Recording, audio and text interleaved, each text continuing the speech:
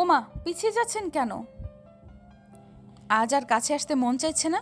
সেদিন তো আমার খুব কাছে এসেছিলেন, আমার শরীরের প্রতিটা অঙ্গ প্রত্যঙ্গ ছুঁয়েছিলেন। সেদিন এই ভয় কোথায় ছিল?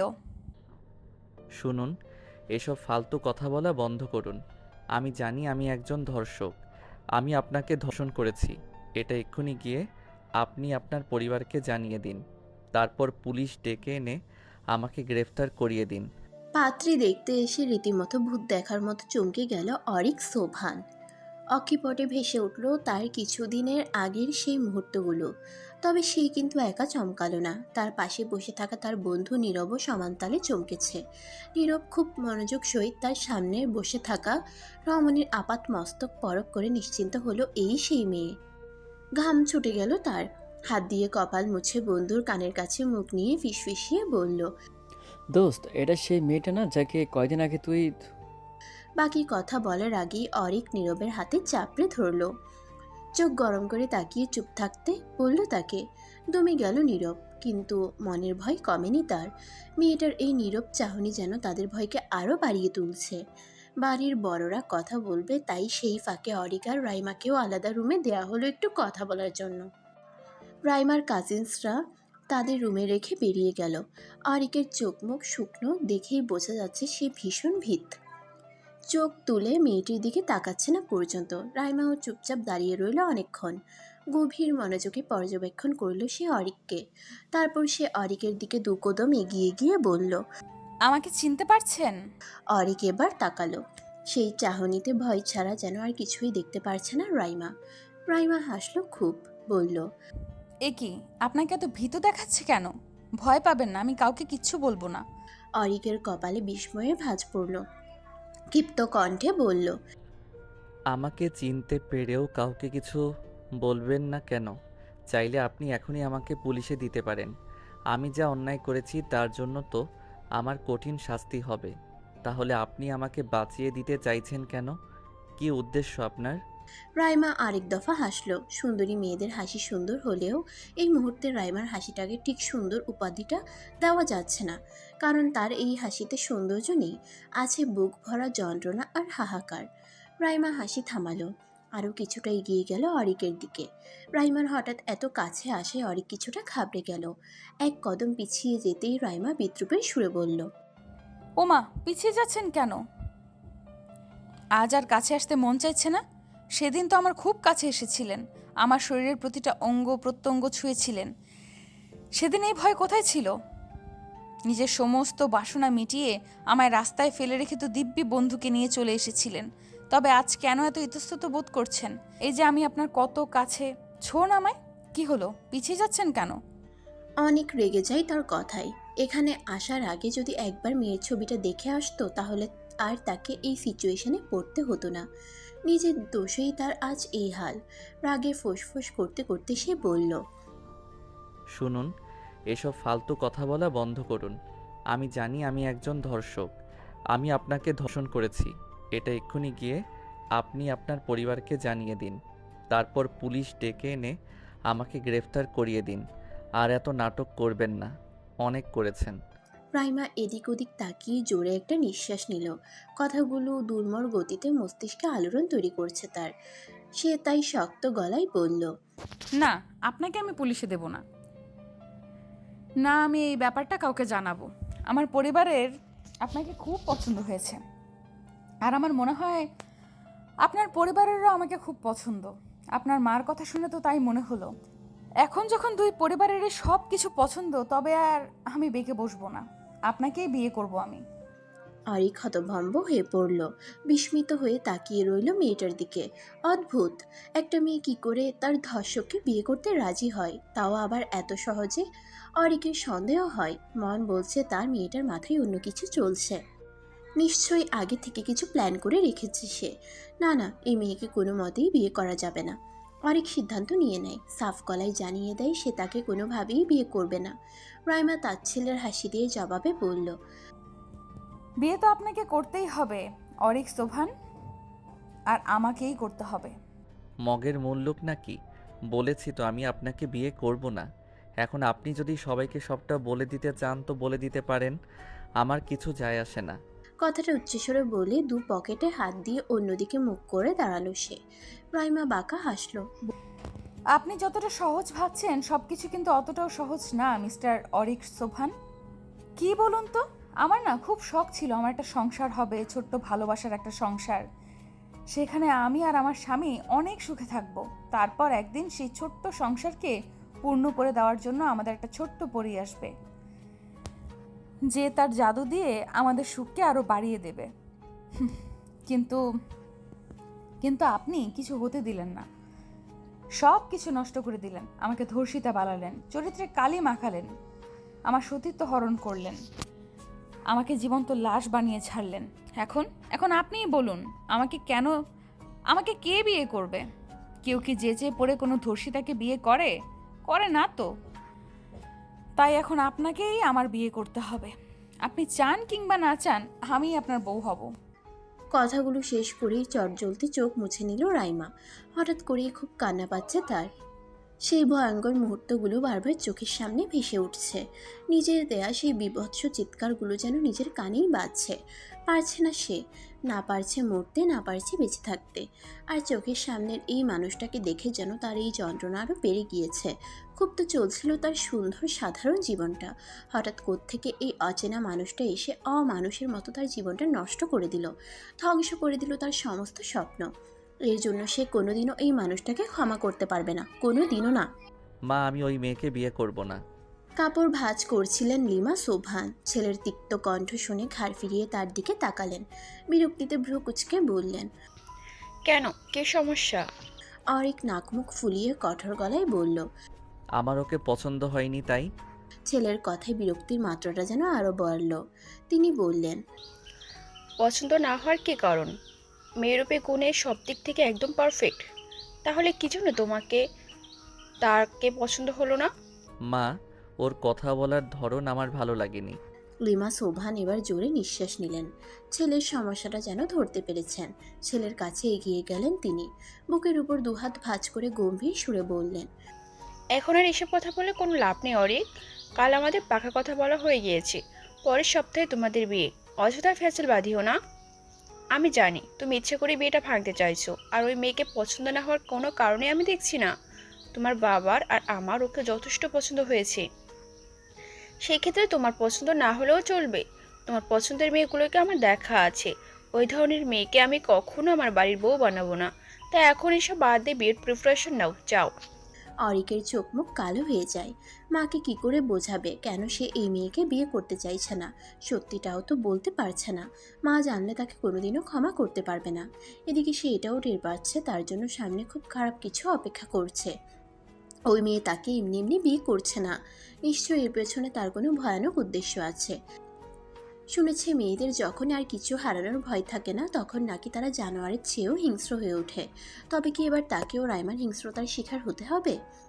কথাগুলো ভাবতেই গলা শুকিয়ে ওঠে তার।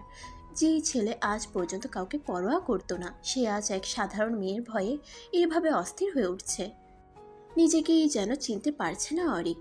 তার এই একটা ভুল তার জীবনটাকে যে ঠিক কিভাবে এলোমেলো করে দিবে সেটা সম্পর্কে আদৌ তার কোনো ধারণা নেই। মায়ের কথায় মন মরা হয়ে রুমে এসে বসলো অরিক। অস্থির মনটা কিছুতেই শান্ত হচ্ছে না। শুয়ে বসে কোনো কিছুতেই শান্তি মিলছে না যেন। এসির পাওয়ারটা আরও কমিয়ে দিল, যেন একটু হলেও শরীরের উষ্ণতাটা কমে। মনে যেন প্রশান্তি পাই। বিছানায় গা এলিয়ে দিয়ে নীরবকে কল লাগালো। ওপাশ থেকে কল রিসিভ হতেই অরিক বলে উঠল, ফ্রি থাকলে এক্ষুনি বাসায় আয়। নীরব আর কথা বাড়ালো না, সোজা অরিকদের বাসায় চলে এলো। 6তলা বিল্ডিংয়ের 4তলার এক বিশাল অ্যাপার্টমেন্টে থাকে তারা। লিফট থেকে নেমে সোজা অরিকের রুমে গিয়ে ঢুকলো নীরব।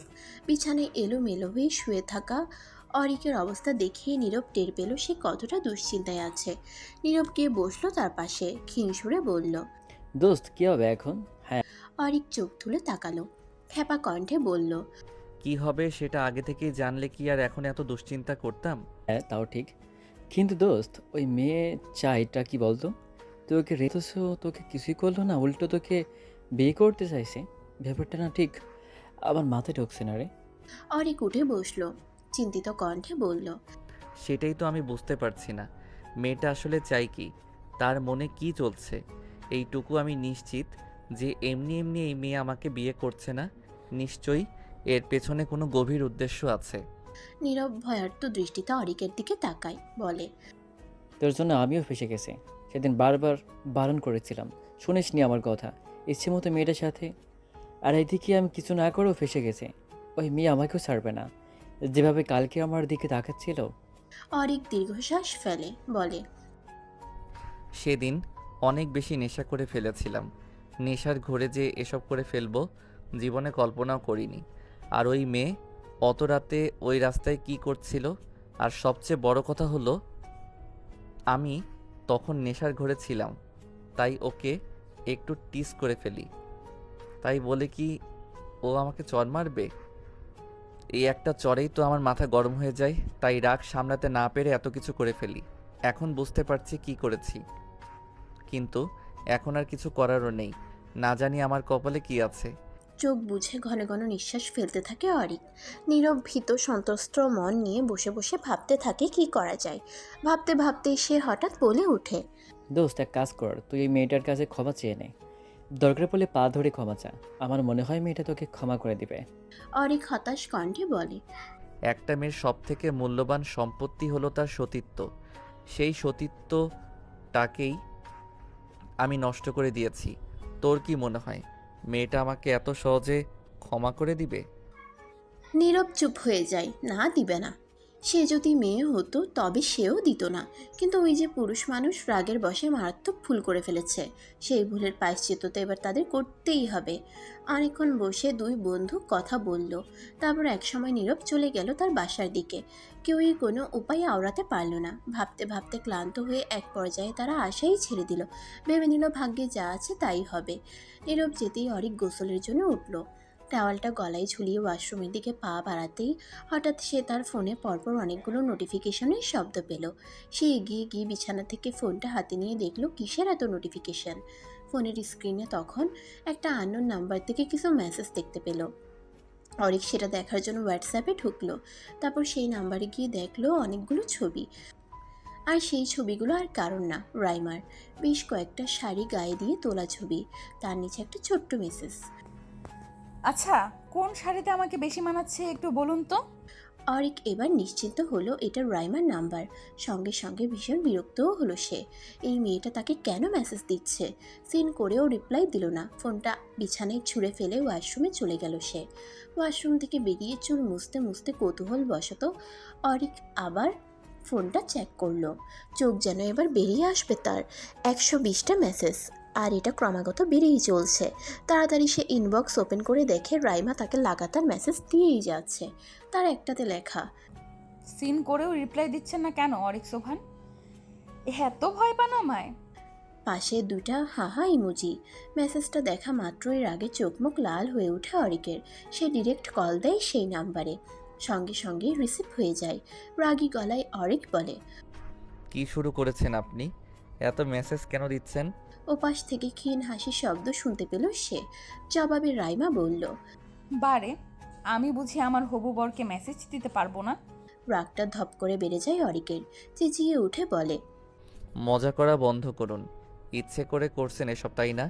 আমি জানি আপনার উদ্দেশ্য খুব খারাপ, তাই যা বলার সরাসরি বলুন। অযথা এত নাটক করবেন না। রাইমা বাঁকা হাসে, বলে, নাটক করছি? বাহ, আপনি তো খুব চালাক। যাই হোক, আমার নাটকে কিন্তু আপনার পরিবার খুব সুন্দর ফেসে গেছে। এবার আপনার পালা। জানেন তো আপনি আমার জীবনে খুব স্পেশাল একটা পার্সন। আপনাকে আমি আমার জীবন থেকে দূরে সরে যেতে দেব না। আপনাকে আমার লাগবে। আমার অন্ধকার জীবনের প্রতিটা হিসাব নিকাশ মেটানোর জন্য আপনাকে আমার প্রয়োজন। তাই নাটক বলুন আর যাই বলুন, আপনাকে আমি ফাঁসিয়েই ছাড়বো। কথাটা বলেই বিকট শব্দে হেসে কলটা কেটে দেয় রাইমা। অরিক স্তব্ধ হয়ে দাঁড়িয়ে থাকে। কোনোরূপ প্রতিক্রিয়া নেই তার মাঝে। তবে কি সত্যি তার সাথে ভয়ানক কিছু হতে চলেছে? রাইমা ফোন রাখতেই তার রুমে তার মা এলেন। রুফাইদা খানম হাতে কিছু গয়না নিয়ে এসে বিছানার এক কোণে বসলেন। তারপর রাইমাকে ইশারা দিয়ে তার পাশে বসতে বললেন। রাইমাও বসল। রুফাইদা খানম একে একে গয়নাগুলো আলাদা করে সুন্দর করে রাখলেন। তারপর তার মধ্যে থেকে একটা মোটা চেইন আর একজোড়া দুল রাইমার হাতে দিয়ে বললেন, এগুলো তোকে দিলাম মা, মার স্মৃতি হিসেবে তোর কাছে রেখে দিস। রাইমা তার হাতের গয়নাগুলোর দিকে তাকালো, তারপর আবার চোখ তুলে মায়ের দিকে তাকালো, বিষণ্ণ হেসে বলল, মা, তুমি আমার কাছে অমূল্য সম্পদ। তোমাকে মনে রাখার জন্য আমার কোনো জিনিসের প্রয়োজন নেই। আমার মনে, প্রাণে, মস্তিষ্কে আজীবন তুমি আর বাবা থাকবে। তোমাদের মনে রাখার জন্য আমার এসবের প্রয়োজন নেই মা। রাইমা মৃদু হাসলেন, মেয়ের মাথায় হাত রেখে বললেন, তা আমি জানি মা, কিন্তু আমি তো তোর মা। মা হয়ে মেয়েকে তার বিয়েতে কিছু দিব না? সরি, আমার আহামরি কিছু নেই রে মা। এই যে এই গয়নাগুলো তোকে দিলাম, আর বাকি 2টা চেন আমি আমার নাতি নাতনিদের জন্য রেখে দিলাম। ভবিষ্যতে ওদের দেখতে হবে না? কথাগুলো বলতেই ওনার মুখে যেন অন্যরকম একটা হাসি ফুটে উঠল। মায়ের ওই হাসি মুখখানা দেখে রাইমার মন ধক করে উঠল। এটুকু সময়ে নাতি নাতনিকে নিয়েও ভেবে ফেলেছেন তিনি, অথচ তার মা জানেও না তার মনে কি চলছে, তার সাথে কি হয়েছে, সে কিভাবে দিন কাটাচ্ছে। রাইমা আর কিছু বলল না। কিছু মিথ্যে স্বপ্ন দেখে যদি কারো মনে সুখ আসে, তবে থাকুক না সেই সুখটা। কি দরকার সত্য বলে সেটাকে বিগড়ে দেওয়ার। যা, এইগুলো আলমারিতে রেখে আয়, তারপর গোসল করে খেয়ে দিয়ে রেডি হ, বাইরে যেতে হবে। আলমারি খুলতে খুলতে রাইমা জিজ্ঞেস করলো, কোথায় যাবে মা? উমা, মার্কেটে যেতে হবে না? কয়দিন পর বিয়ে, কিছুই তো শপিং করা হয়নি। রাইমা ঘুরে তাকালো, আলমারিটা বন্ধ করে আবারও এসে মায়ের পাশে বসলো।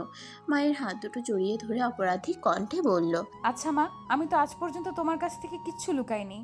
যখন যা করেছি সব বলেছি তোমায়। তুমিও আমাকে সবসময় সাপোর্ট করেছো। যদি কোনো দিন শোনো আমি তোমার কাছ থেকে কিছু লুকিয়েছি আর সেটা খুব বড় কিছু, তাহলে আমাকে ক্ষমা করতে পারবে?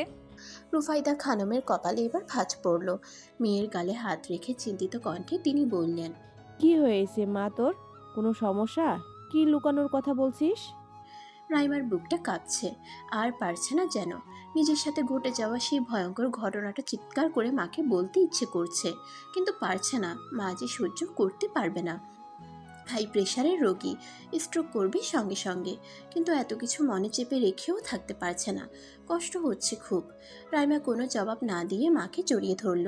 রুফাইদা খানম যেন এতে আরও অবাক হলেন, কিন্তু তিনি এখনই কিছু বললেন না। মেয়েকে তিনি বিশ্বাস করেন, ভরসা করেন, তাই এখন আর এসব নিয়ে মাথা না ঘামিয়ে তিনি বললেন, আমি জানি তুই এমন কিছু করবি না যার জন্য আমি তোকে ক্ষমা করতে পারবো না। তোর প্রতি আমাদের সেই আস্থা আছে। এখন এসব বাদ দিয়ে তাড়াতাড়ি গোসল করে আয়, আমি রান্নাঘরে যাচ্ছি। মাকে ছেড়ে মুচকি হেসে রাইমা মাথা নাড়ালো। তারপর মা চলে যেতেই বিষণ্ণ দীর্ঘশ্বাস ফেলে ওয়াশরুমে ঢুকতো গোসল করতে। মা, আমি শপিংয়ে যেতে পারবো না, আমার কাজ আছে। একটা দেব ধরে, তোমার কাজ মানেই তো বন্ধুদের সাথে আড্ডা দেওয়া। চুপচাপ রেডি হও, রাইমারও বেরিয়েছি, তাদের সাথেই আমরা শপিং করব। কি? চেঁচিয়ে উঠল অরিক, নাক মুখ কুচকে বলল। ইম্পসিবল, ওদের সাথে আমি কিছুতেই শপিং করব না। লিমা সোফান এবার রেগে গেলেন, বললেন, আমার হাতে মার খেও না কিন্তু। তুমি ওতে যথেষ্ট বড় হয়েছো, এই বয়সে মার হাতে মার খাওয়াটা শোভা পায় না। তাই ভালো ভালো বলছি, রেডি হয়ে গাড়ি বের করো, আমি আর নীরা নিচে আসছি। কথাটা বলে তিনি সোজা বেরিয়ে গেলেন। এদিকে অরিক রাগে ক্ষোভে ফেটে পড়ছে। আবার ওই মেয়েকে দেখতে হবে, আবার এর কথা শুনতে হবে। উফ, পারছে না নিজের চুল নিজে ছিঁড়ে ফেলতে। রাগে কোনো রকমে রেডি হয়ে অরিক নিচে গ্যারেজে চলে গেল গাড়ি বের করতে।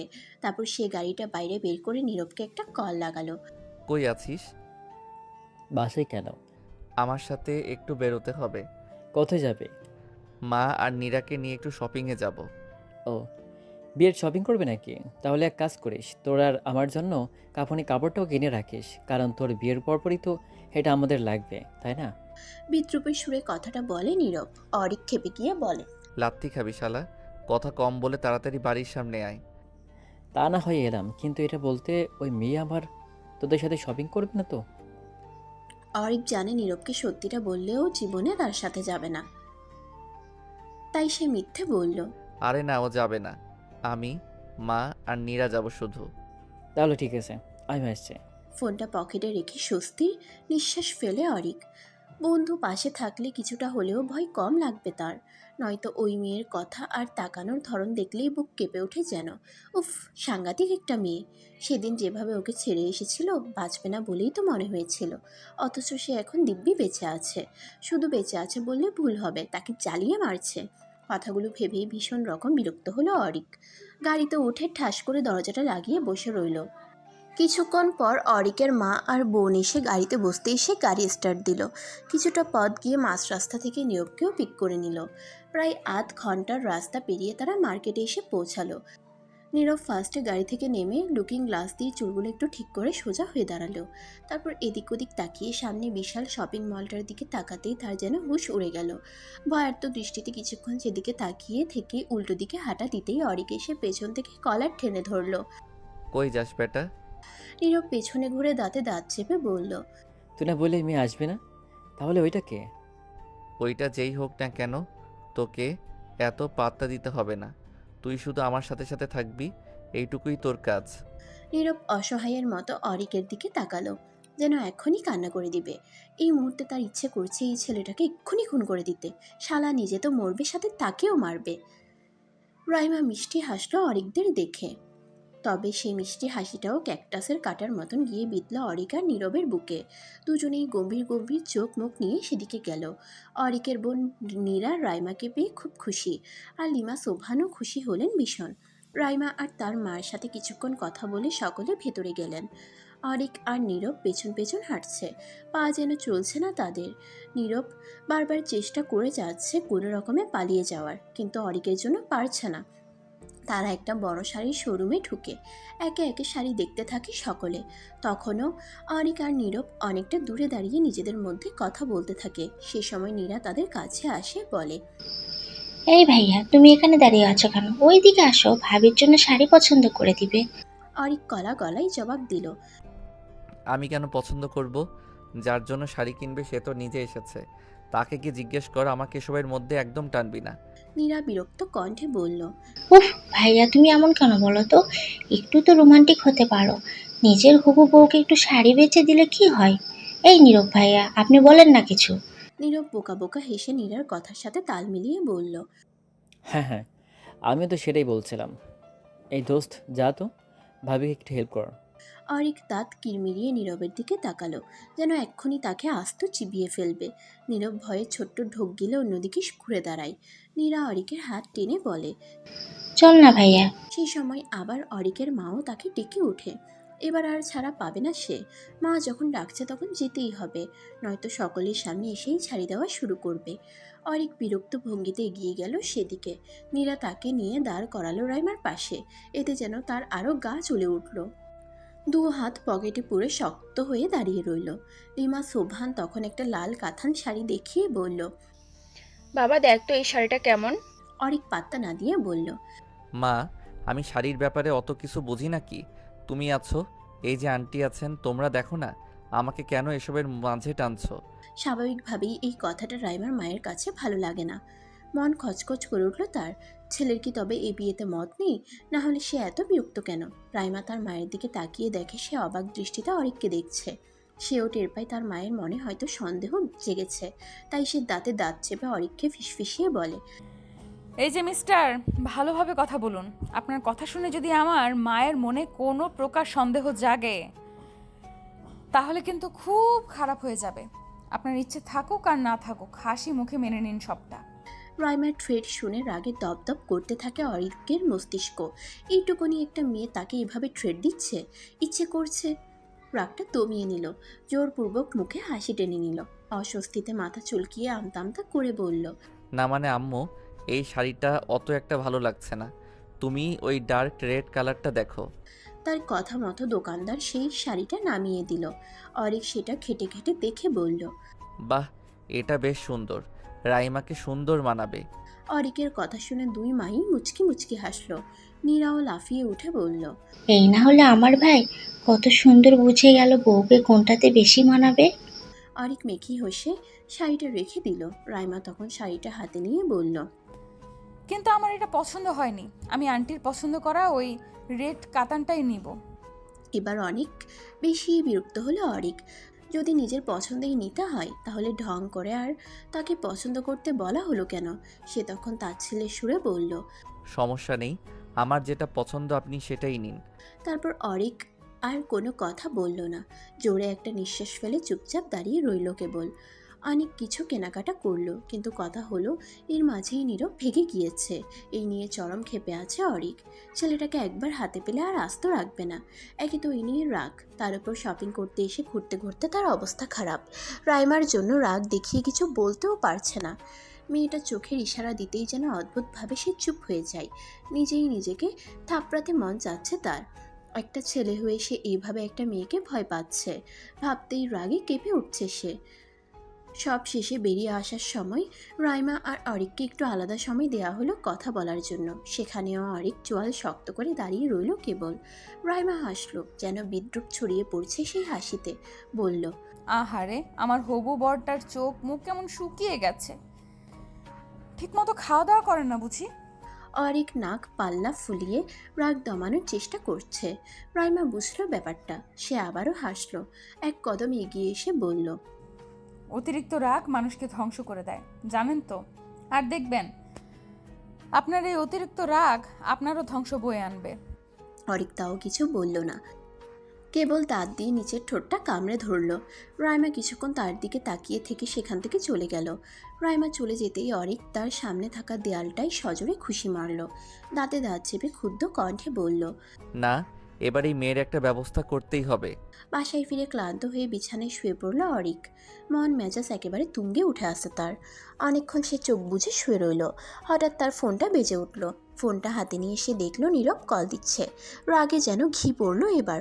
কলটা রিসিভ করে অকথ্য ভাষায় গালাগাল করতে লাগলো তাকে। বেচারা ভয়ে চুপচাপ সব হজম করে নিল। এক পর্যায়ে অরিকও হয়রান হয়ে দম ফেলল। তখন নীরব ভয়ে ভয়ে বলল, দোস্ত, আসলে খুব জরুরি একটা কাজ পড়ে গিয়েছিল তো তাই চলে আসতে হয়েছে, নাহলে আমি জীবনও আসতাম না।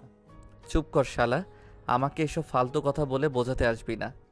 অরিকের ধমক শুনে নীরব আবারও চুপসে গেল।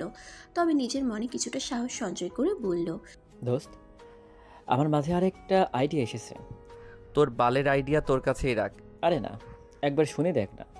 ইচ্ছে না থাকা সত্ত্বেও অরিক বলল, কি আইডিয়া? শোন, তুই একবার রাইমার সাথে আলাদাভাবে কথা বলে দেখ। তুই ওর কাছে ক্ষমা চা, একেবারে আকতি মিনতি করে ক্ষমা চাইবি। তুই ওকে বুঝিয়ে বলবি যে তোর যা হয়েছে ভুল হয়েছে। বলবি যে তুই ওকে বিয়ে করতে চাস, অন্য সবার মধ্যে একটা স্বাভাবিক স্বামী স্ত্রীর সম্পর্ক করতে চাস। এভাবে ইনিয়ে বিনিয়ে এটা ওটা বলে তুই ওকে বোঝানোর চেষ্টা করবি। তারপর দেখ ও কী বলে। তোর মনে হয় ওই মেয়ের কাছে ক্ষমা চাইলেই ও আমাকে ক্ষমা করে দিবে? আরে তুই চেয়েও দেখ না, মেয়েদের মন গলতে 2 মিনিটও লাগে না। তুই শুধু একটু ইমোশনালি কথা বলিস, তাহলেই হবে। অরিক জিভ দিয়ে ঠোঁট ভিজিয়ে অনিশ্চিত গলায় বলল, আচ্ছা ঠিক আছে, ওর সাথে কথা বলে দেখি তাহলে। তবে তাতেও যদি না হয় তবে আমি এর অন্য ব্যবস্থা নিব। এইভাবে আর একে আমি সহ্য করতে পারবো না। 2 দিন পেরিয়ে গেল। পরদিন এক বিকেলে অরিক গেল কাছেরই একটা কফি শপে। রাইমাকেও সে সেখানে আসতে বলেছে। অরিক আগেই পৌঁছে গেছিল, তাই সে কফি শপের এক কোণে সে গিয়ে বসলো। হাতে ফোনটা নিয়ে দেখলো 4:25 বাজে। সে অপেক্ষা করতে থাকে। প্রায় 15 মিনিট পর সেখানে রাইমার আগমন ঘটে। অরিকের অগোছালো দৃষ্টি হঠাৎ রাইমার উপর পড়তেই সে যেন কিছুক্ষণের জন্য আটকে গেল। খেয়াল করে দেখলো মেয়েটা ভীষণ সুন্দর, আর তার সবথেকে সুন্দর জিনিসটা হলো তার চুল। একেবারে কোমর ছুঁয়েছে, বিনুনি বাঁধা চুলে যেন স্নিগ্ধ লাগছে তাকে। রাইমা এসে চেয়ার টেনে বসতেই অরিক চোখ নামিয়ে ফেলল। নিজের আগের মুডে ফিরে গেল সে। গম্ভীর গম্ভীর চোখমুখ করে রাইমার দিকে তাকালো। রাইমা তখন বিরস মুখে তাকে জিজ্ঞেস করলো, কেন ডেকেছেন আমায়? বলছি। এইটুকু বলে অরিক প্রথমে একজন ওয়েটারকে ডেকে 2টা কফি অর্ডার দিয়ে নিল। ওয়েটার অর্ডার নিয়ে চলে যাওয়ার পর অরিক 2 হাত টেবিলের উপর রেখে সোজা হয়ে বসলো। চোখ বুঝে একটা তপ্ত নিঃশ্বাস ছাড়লো। তারপর মিহি কণ্ঠে বলল, আমি সরি রাইমা, আমি জানি আমি খুব ভুল করেছি, জঘন্য ভুল করেছি। এই ভুলের কোনো ক্ষমা হয় না। তাও আমি ক্ষমা চাইছি, মন থেকে চাইছি। প্লিজ রাইমা, প্লিজ আমাকে ক্ষমা করে দিন। আমি আর এত প্রেশার নিতে পারছি না। হ্যাঁ, আমি আপনাকে বিয়ে করব, আর 5টা মানুষের মতো আমরাও ছোট্ট একটা সংসার গড়ে তুলব। আমি আপনাকে প্রমিস করছি, নিজের সবটুকু দিয়ে আমি চেষ্টা করব আপনার সব কষ্ট দূর করে দেওয়ার জন্য। আপনি প্লিজ আমাকে একটা সুযোগ দিন প্লিজ। অরিক থামলো, চোখ মুখ ফ্যাকাশে হয়ে আছে তার। রাইমা অনেকক্ষণ তাকিয়ে রইল অরিকের দিকে, তার মধ্যে কোনো হেলদোল নেই। অরিক থমথমে কণ্ঠে জিজ্ঞেস করলো। কি হলো রাইমা, কিছু বলছেন না কেন? রাইমা জিভ দিয়ে ঠোঁট ভেজালো, একটু নড়ে চড়ে বসে অতঃপর বলল। আচ্ছা, আপনার তো বোন আছে, বোনকে নিশ্চয়ই খুব ভালোবাসেন। যদি আজকে আপনার বোনের সাথে এমন কিছু হয়, যদি তার চরিত্রেও কেউ এইভাবে কালি মেখে দেয়, তবে আপনি কি করবেন? পারবেন সেই লোকটাকে ক্ষমা করে দিতে? নিজের মনকে একবার প্রশ্ন করে দেখুন তো, সে কি বলে। যদি আপনার মন বলে হ্যাঁ, আপনি ওই ব্যক্তিকে ক্ষমা করে দিতে পারবেন, তবে ঠিক আছে, আমিও আপনাকে ক্ষমা করে দেব। এবার আপনিই বলুন, কি বলছে আপনার মন? পারবেন ক্ষমা করতে? অরিক তার কথার পিঠে আর কোনো কথা খুঁজে পেল না। সে থম মেরে নিচের দিকে তাকিয়ে বসে রইল। রাইমা তখন তাচ্ছিল্যের হাসি দিয়ে বলল। পারবেন না, তাই তো? কারণ ও তো আপনার বোন, আপনার পৃথিবী। নিজের বোনের বেলায় যেটা ভাবতে পারেন, সেটা অন্যের বোনের বেলায় কেন ভাবতে পারেন না বলুন তো? আমার হয়তো ভাই নেই, তবে আমার তো মা বাবা আছে। ওদের কাছে আমি অক্সিজেন, ওদের বেঁচে থাকার একমাত্র অবলম্বন। জানেন, আমার মা বাবা এখনো কিছুই জানেন না। জানলে বাঁচবে না, মরে যাবে। আপনি একবার ভাবুন তো, আপনি কি করেছেন? শুধু একটা না, তিনটা প্রাণকে আপনি মেরে ফেলেছেন। একটা সুন্দর জীবন, সুন্দর পরিবারকে নষ্ট করে দিয়েছেন। জানেন আমি কিভাবে বেঁচে আছি? নিজের এই শরীরটা দেখলে কতটা ঘৃণা লাগে জানেন? ইচ্ছে করে নিজেকে শেষ করে দিই, কিন্তু পারি না। মা বাবার জন্য পারি না। আপনি এই কষ্ট কোনোদিনও বুঝবেন না, কারণ আপনি তো কোনো মানুষ না, কেবল যৌন ক্ষুধায় ক্ষুধার্ত এক প্রাণী। মন, মস্তিষ্ক, বিবেক কোনোটাই আপনার নেই। এইটুকু বলে রাইমা থামলো, জোরে দম ফেলে আবারও সে বলল। ক্ষমা করবেন আমাকে, আপনার মতো একটা মানুষকে আমি কখনো ক্ষমা করতে পারবো না। কথাটা শেষ করেই রাইমা উঠে দাঁড়ায়, তারপর হন হন করে বেরিয়ে যায় সেখান থেকে। অরিক স্তব্ধ হয়ে বসে থাকে। শেষের কথাগুলো খুব লেগেছে তার। এখন মনে চাচ্ছে ক্ষমা চাওয়ারই উচিত হয়নি। নীরবের আইডিয়া শুনতে গিয়ে আবারও একবার অপমানিত হলে সে রাগে দুহাত মুষ্টিবদ্ধ করে নিল। কপালের রগ ফুলে উঠল তখন। এভাবে অপমান আজ পর্যন্ত কেউ করেনি তাকে। মেয়েটা ইচ্ছে করেই এমন করেছে, চাইলেই তাকে ক্ষমা করে দিতে পারত, কিন্তু তা না করে সে ব্যাপারটাকে আরও জটিল করছে। সে ইচ্ছে করেই ঝামেলা পাকাতে চাইছে। তবে এবার অরিকও আর চুপ থাকবে না, সেও এবার দেখবে এই মেয়ে আর কি কি করতে পারে। বিয়ের দিন ঘনিয়ে এলো। দুই বাড়িতেই বিয়ের প্রস্তুতি চলে জোরসোরোভাবে। জড়সড়ভাবে। কিন্তু যাদের বিয়ে তাদের মাঝেই কোনোরূপ প্রতিক্রিয়া নেই। কোনো রকমে যেন দিন পার করছে কেবল। মনের মধ্যে দুজনেরই চলছে মারাত্মক বিদ্বেষ। দুজনেই কেবল সময়ের অপেক্ষায় অপেক্ষাকৃত। যত সময় গড়াবে সুন্দর মুহূর্তগুলো তত তাড়াতাড়ি কেটে যাবে। তারপর আসবে সেই কুৎসিত মুহূর্তগুলো, যেই মুহূর্তগুলো কখনো কেউ ভুলতে পারবে না। মস্তিষ্কের স্মৃতির কোঠায় বিচ্ছিরি কিছু স্মৃতি হিসেবে সেগুলো জমা থাকবে আজীবন। হলুদ শেষে ছাদ থেকে নেমে এলো অরিক। রুমে এসে কাকে যেন একটা কল লাগালো। সেই কল রিসিভ হতেই সে উদ্বেগ নিয়ে বলল। যা যা বলেছি সব মনে আছে তো? কোনো গন্ডগোল যেন না হয়, নয়তো এক পয়সাও পাবি না। ওই পাশের মানুষটি অরিককে আশ্বাস দিয়ে বলল। কোনো চিন্তা করবেন না ভাই, সময় মতো সব কিছু হয়ে যাবে, আপনি নিশ্চিন্তে থাকুন। এবার যেন কিছুটা হলেও প্রশান্তি পাচ্ছে অরিক। ফোনটা বিছানায় রেখে সে আয়নার সামনে গিয়ে দাঁড়ালো। হলুদে ভূত সেজে আছে। তখন সে গালের হলুদটা আলতো হাতে মুছতে মুছতে বলল। বিয়ে করার খুব শখ, তাই না? এবার বুঝবে তুমি ডিয়ার কার সাথে পাঙ্গা নিতে এসেছো। কথাটা বলেই বাঁকা হাসলো সে। তারপর একটা টাওয়াল নিয়ে ওয়াশরুমে চলে গেল ফ্রেশ হতে। ছিমছামভাবে হলুদের অনুষ্ঠানটা হয়ে গেল। দুই বাড়িতেই আহামরি কোনো আয়োজন নেই। বিয়েটা পারিবারিকভাবেই হচ্ছে বিধায় বাইরে তেমন কাউকে আপাতত জানানো হয়নি। উদ্দেশ্য পরে বড় করে অনুষ্ঠান করা হবে। এখন কেবল আকত করা হবে আর কি। হলুদের শাড়িটা এখনো রাইমার গায়ে জড়ানো। গালে গলায় এক গাদা হলুদ লেগে আছে তার। চুলগুলো এলোমেলো হয়ে কোমর পর্যন্ত ছড়িয়ে আছে। শুষ্ক ঠোঁটছোড়া কাঁপছে খানিক। চোখ থেকে তার অনর্গল পানি পড়ে যাচ্ছে। কষ্ট হচ্ছে যে খুব। এইভাবে এসব কিছু তারও মানতে কষ্ট হচ্ছে, কোনোভাবেই ভুলে থাকতে পারছে না। মা বাবার হাসি মুখটার দিকে তাকালে যেন আরও কষ্ট হয় তার। বুকটা কেঁপে ওঠে যখন মনে পড়ে এই হাসিটা আর বেশি দিন থাকবে না। রাইমা অনেকক্ষণ কাঁদে। দরজা আটকে নিশ্চুপে কেঁদে কেটে ভাসিয়ে দেয়। এবার তার মাথা ব্যথা করছে, আর পারছে না। চোখ মুখ ভয়ানক ফুলে গেছে। নিজেকে আয়নায় দেখে ঘাবড়ে যায়। মা দেখলে নির্ঘাত বুঝে যাবে সে যে কাঁদছে, তখন মাও কান্না জুড়ে দিবে। রাইমা তাই তাড়াহুড়ো করে ওয়াশরুম থেকে গোসল সেরে বের হলো। ভালোভাবে চোখ মুখ মুছে মুখে অনেকটা পাউডার মাখলো, যেন লাল লাল ভাবটা অতটাও বোঝা না যায়।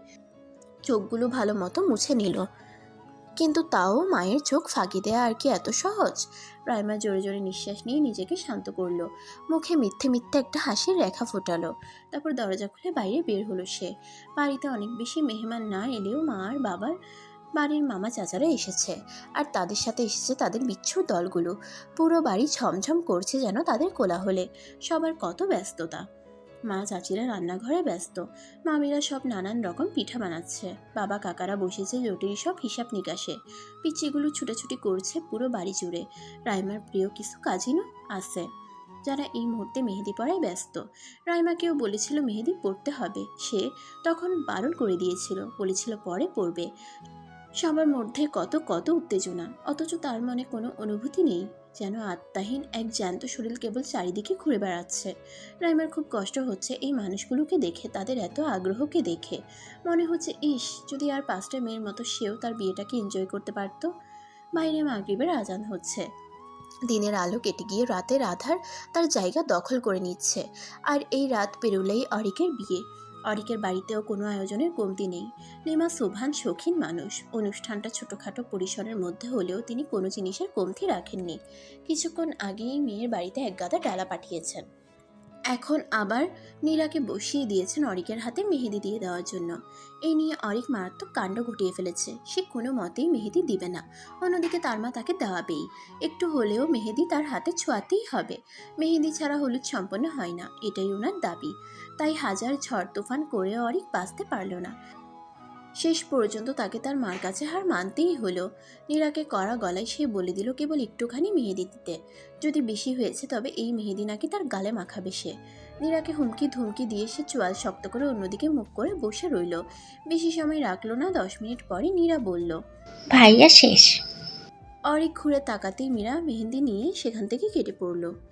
অরিক তার বাম হাতটার দিকে মনোযোগ দিয়ে তাকালো। হাতের তালুতে রাইমা নামটা দেখতেই যেন তার গায়ে আগুন জ্বলে উঠল। চিৎকার দিয়ে উঠল সে, নীরার বাচ্চা, তোকে খালি পাই আমি। ফাজিল হয়েছিস তাই না? থাপড়িয়ে সোজা বানাবো, অসভ্য মেয়ে। রাগে ফোঁস করতে করতে অরিক গিয়ে তার হাত ধুয়ে ফেলল। সাবান দিয়ে ঘষে ঘষে সেই নামটা উঠাতে চাইল, তাও পুরোপুরি উঠল না। হাতটা মুখের সামনে ধরে সে রাগী গলায় বলল, উফ, এই নামটাও দেখছি তার মালিকের মতো। আমার হাতে আঠার মতো লেগে গিয়েছে। শালা কপালটাই খারাপ। হাজারটা ধর্ষণেও যেখানে এই দেশে মানুষের কোনো শাস্তি হচ্ছে না, সেখানে একটা ধর্ষণ করেই আমার রাতের ঘুম হারাম হয়ে গেছে। শালি একটা জিনিস আছে, একেবারে যেন দাবানল। কথাগুলো বলে বিরক্ত ভরা নিঃশ্বাস ফেলে সে নিজের রুমে চলে গেল। তারপর বারান্দায় দাঁড়িয়ে নীরবকে কল লাগালো। নীরব কল রিসিভ করতেই সে বলল, কালকে কখন আসবি? অরিকের রাগ হলেও সেও কিছু বলল না, তপ্ত কণ্ঠে বলল, ঠিক আছে, রাখছি। কল কেটে দিল সে। আকাশের দিকে তাকিয়ে আনমনে বলল, বিপদের সময় বন্ধুরাও স্বার্থপর হয়ে যায়। রাত অনেক গভীর হলো। চারদিকের হইচই নিভে গিয়ে এখন একদম নিস্তব্ধ। সারাদিনের ব্যস্ততা শেষে সবাই এখন তলিয়ে গেছে গভীর ঘুমে। ঘুম নেই কেবল 2 জোড়া চোখে। রাইমার ক্লান্ত চোখের দৃষ্টি তার দক্ষিণের জানালার পর্দাগুলোর দিকে। মুগ্ধ স্বাধীন স্নিগ্ধ বাতাসে কি সুন্দর উঠছে তারা। ইস, সেও যদি তাদের মতো মুক্ত হতে পারত, যদি পারত এই অভিশাপের জীবন থেকে নিজেকে মুক্তি দিতে। অন্যদিকে বারান্দার কোণে দাঁড়িয়ে আরেক জোড়া চোখ আকাশ দেখতে ব্যস্ত। আগে কখনো সে এভাবে আকাশ দেখেনি, তবে আজ কেন? আজকের দিনটা কি অন্য দিনের চেয়ে একটু ভিন্ন? হয়তো তাই। কাল তো আবার তার বিয়ে, জানে হবে না, তাও আপাত দৃষ্টিতে বলা তো যায়। কাল তার বিয়ে, তারও একটা বউ হবে। বউ, এই শব্দটা মাথায় আসতেই তার রাইমার কথা মনে পড়ে গেল। রাইমার শুকনো মুখটা ভেসে উঠল তার চোখের সামনে। হঠাৎ করেই কেন যেন তার মনে হলো মেয়েটার সাথে সে খুব বেশি অন্যায় করে ফেলেছে। আজ যদি এমনটা না হতো, এটা যদি একটা স্বাভাবিক বিয়ে হতো, তবে সে হাসি মুখে রাইমাকে মেনে নিত। মেয়েটা মায়াবী, বড় বড় চোখগুলোতে অসম্ভব মায়া আছে তার। কিন্তু এখন সে মায়ার বদলে এই চোখ জোড়াতে দেখা যায় কেবল আক্রোশ, যেন উপচে পড়া আগুনের লাভা। কি ভয়ঙ্কর সেই চাহনি! চোখ বুঝে জোরে নিঃশ্বাস নেয় অরিক। না, দুর্বল হলে চলবে না। সে তার সিদ্ধান্তে অটল। আগে থেকেই সব প্ল্যানিং করা, এবার শুধু কালকের দিনের অপেক্ষা। বরযাত্রী কনের বাড়িতে পা রাখতেই শোনা গেল এক মারাত্মক ঘটনা। কনেকে নাকি পাওয়া যাচ্ছে না। মিনিটে সে খবর ছড়িয়ে পড়ল চারদিকে। বরের আর বরণ হলো না। অরিকের বাড়ির লোকজনও যেন আকাশ থেকে পড়ল। রাইমার বাবা দুশ্চিন্তা আর ভয়ে একেবারে ভেঙে পড়লেন। রাইমার চাচা মামারা কোনো রকমে মেহমানদের ভেতরে আনলেন। বাড়ির মধ্যে হইচই পড়ে গেছে। ভেতরের রুম থেকে রাইমার মায়ের কান্নার শব্দ শোনা যাচ্ছে। এদিকে বর পক্ষের মানুষজন সব হতভম্ব হয়ে বসে আছে, যেন এখনও তারা কিছু বুঝে উঠতে পারছে না। তবে এসব কিছুর মাঝেও যে খুব নিশ্চিন্ত সে হলো অরিক। তার মধ্যে কোনো ভাবান্তর নেই, যেন সে এই মুহূর্তটার জন্যই আগে থেকে অপেক্ষা করছিল। একটু আড়াল হয়ে অরিক কাউকে একটা কল লাগালো। কলটা রিসিভ হতেই সে বলল, মেয়েটাকে কোথায় রেখেছিস? ও পাশের ব্যক্তিটি তখন অবাক কণ্ঠে জবাব দিল, ভাই, আমরা তো এখনও ওই মেয়েকে কিডন্যাপ করতে পারিনি। বাড়ির পেছন দিকটায় আমরা আসি, সুযোগ বুঝে কাজটা হয়ে যাবে, আপনি কোনো চিন্তা করবেন না। টনক নড়ল অরিকের।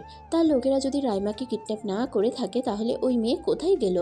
অরিক চিন্তিত গলায় বলল, আচ্ছা, এক কাজ কর, তোরা আপাতত এখান থেকে চলে যা, প্রয়োজন পড়লে আবার ডাকবো তোদের। ঠিক আছে ভাই। কলটা কাটল অরিক। এসব চিন্তার কালো মেঘ তার মনেও হানা দিল। সে বাড়ির ভেতরে গিয়ে খেয়াল করলো সবার চোখ মুখ থমথমে, যেন কেউই ব্যাপারটা মেনে নিতে পারছে না। অরিক শুকনো ঢোক গিলল। রাইমার বাবা স্তব্ধ হয়ে বসে রইলেন রুমের এক কোণে, যাকে এটা ওটা বলে ভরসা দিচ্ছে তার ছোট ভাইরা।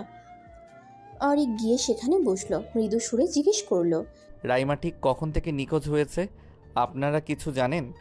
সেখানে থাকা রাইমার ছোট মামা জবাবে বলল, প্রায় ঘন্টা দেড়েক আগে। মেয়েটা বাইরে ছিল, আসলে মন খারাপ ছিল তো, তাই তার বাগানের সামনে দাঁড়িয়েছিল। এতটুকু পর্যন্ত ওর কাজিনরা দেখেছে। তারপর হঠাৎ করে আমার মেয়ে ওকে রেডি করানোর জন্য ডাকতে এসে দেখে বাগানের কোথাও ও নেই। ইনফ্যাক্ট পুরো বাড়ির কোথাও নেই। ফোনটা তার রুমে পড়ে আছে। এই যে 2 ঘন্টা হতে চললো, তাও তো ওর কোনো খবর পাওয়া যাচ্ছে না। ওর কোনো ফ্রেন্ডের বাসায় খবর নিয়েছেন? যদি ওদের কারোর বাসায় যেয়ে থাকে? চেনা পরিচিত সব জায়গায় খোঁজ নেওয়া হয়েছে, কোথাও নেই। অরিকের মুখটা চুপসে গেল। অবচেতন হয়ে পড়ে থাকা রাইমার বাবার মুখ থেকে এবার কিছু আওয়াজ বেরুলো।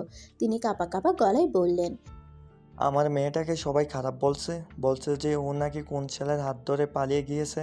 কিন্তু আমি তো চিনি আমার মেয়েকে। আমার মেয়ে কখনো এমন কোনো কাজ করতে পারে না যেটাতে তার মা বাবার অসম্মান হবে। নিশ্চয়ই আমার মেয়ের সাথে কোনো অন্যায় হয়েছে, না হলে আমার মেয়ে কখনোই এমনটা করতে পারে না। এই বলে তিনি অস্থির হয়ে পড়লেন। অরিক বিধ্বস্ত নয়নে চেয়ে রইল মানুষটার দিকে। মেয়েকে কিছুক্ষণের জন্য হারিয়ে যেন পাগলপ্রায় অবস্থা হয়েছে তার। একটু আগেও রাইমার নিখোঁজ হওয়ার খবরটা শুনে ভীষণ খুশি হলেও এখন তার আর ভালো লাগছে না। অন্য সবার মতো তার মনও দুশ্চিন্তায় ভরে গেল। কোথায় গেল মেয়েটা? এমনটা তো নয় যে তাকে বিয়ে করবে বলে পালিয়ে গিয়েছে। সেই তো চেয়েছে বিয়েটা করার জন্য। তাহলে এখানে কি তৃতীয় কারোর হাত আছে? অরিক ভাবতে থাকে। রাইমার বাবা এবার ভীষণ অস্থির হয়ে ওঠেন, যার জন্য ওনার শরীর দুর্বল হয়ে পড়ে। সবাই মিলে হাজার বুঝালেও তিনি বুঝছেন না। বারবার উঠে বাইরে চলে যেতে চাইছেন। মেয়ে নাকি নিজেই খুঁজে বের করবেন, কিন্তু এখন বাইরে গেলেই তার শরীরের আরও অবনতি ঘটবে, তাই বাকিরা তাকে আটকানোর চেষ্টা চালাচ্ছে, কিন্তু উনি শুনবেই না। এসব দেখে অরিক ওনার পাশে বসে ওনার হাত দুটো জড়িয়ে ধরল। রাইমার বাবার ভেজা চোখগুলো অরিকের মুখের উপর গিয়ে স্থির হলো। অরিক চাপা নিঃশ্বাস ফেলল, নিজেকে কিছুটা ধাতস্থ করে বলল, এত অস্থির হবেন না আঙ্কেল, রাইমা ঠিক চলে আসবে। আমরা এতগুলো মানুষ আছি, সবাই মিলে খুঁজবো ওকে। আপনি বলেছেন না আপনার মেয়ে কোনো ভুল করতে পারে না, আমিও সেটাই বিশ্বাস করি। রাইমা কোনো ভুল করেনি, তাই ওর সাথেও কোনো ভুল হবে না। শুধু আপনি একটু ধৈর্য ধরুন প্লিজ। অরিকের কথা শুনে এবার কিছুটা হলেও তিনি শান্ত হলেন। জবাব দিলেন না কোনো। দেয়ালটায় পিঠ ঠেকিয়ে বসে রইলেন কেবল। অরিকদের সাথে তাদের কিছু আত্মীয় এসেছিল, তারা এখন এই নিয়ে খুব কানাঘুষা করছে, যার অধিকাংশ কথাই রাইমার বাবার কানে যাচ্ছে। বাকি সবাইও সেসব শুনছে, কিন্তু বলতে পারছে না কিছু।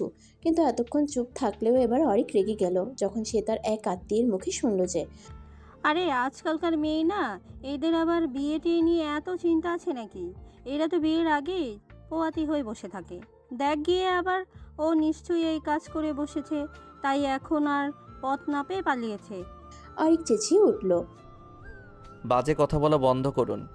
এখানে থেকে ফালতু কথা না বলে চুপচাপ চলে যান, যদি বিয়ে হয় তবে আপনার বাসায় একটা বিরিয়ানির প্যাকেট পাঠিয়ে দেওয়া হবে।